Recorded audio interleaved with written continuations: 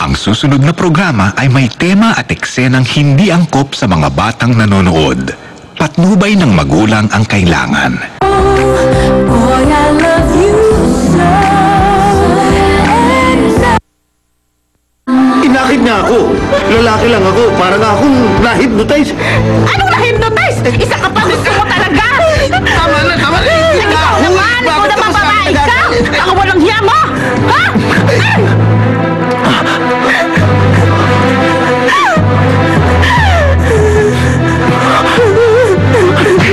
Walang niya ka! Pinalaan na kita!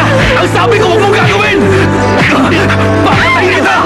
Huwag kang mayayam! Tama na yan! Tama na! Ano ba? Tama! Ano yan, sir? Tama na! Tama na, sir! Butiwan mo ako! Tama na! Tumayo ka! Sir Stanley, ano ba problema? Bakit binugbog mo siya? Ano bang ginawa niya? Parusahan niyo dapat yan. Papatayin ako eh. Tumutugtog lang kami dalawa ako ng piano doon sa St. Deol. Dapat kasuhan yan. Attempted murder o kaya kidnapping. Walang iya ka talaga! Tama na yan! Ilagay niyo na nga yan! Ako, iwawa naman! Bulag ka ba? I-report mo siya! I-report? Ano? Binugbog mo na nga siya!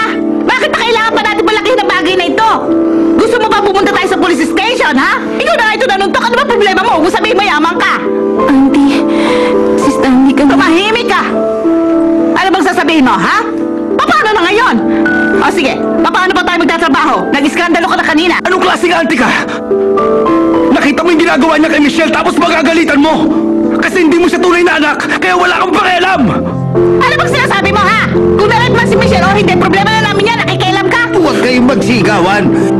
Tumawag na ako ng security. Kukunin na niya yung surveillance camera sa hall. Malalaman din natin kung ano totoo. Teka nga, Stanley. Totoo ba sinabi nila na binugbog mo yung matanda? Mahirap lusutan kapag kinasukan nila. Don't worry. Nakausap ko na si Atty. Lim tungkol dito. Bakit ba? Hindi ako may kasalanan. Pinagtanggol ko si Michelle. Sir, hawakan mo muna siya. Uwi na kami. Umuwi na tayo. Bakit ba?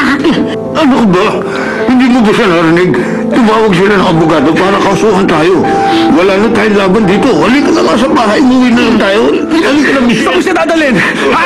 Umalis na kayo! Hindi siya manisama! Tumigil ka na! Tumigil ka na, Stanley! Tama ka!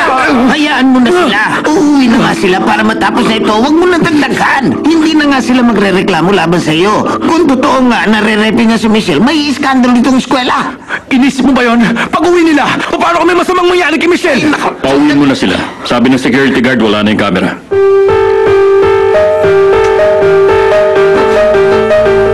Bakit wala? Ha?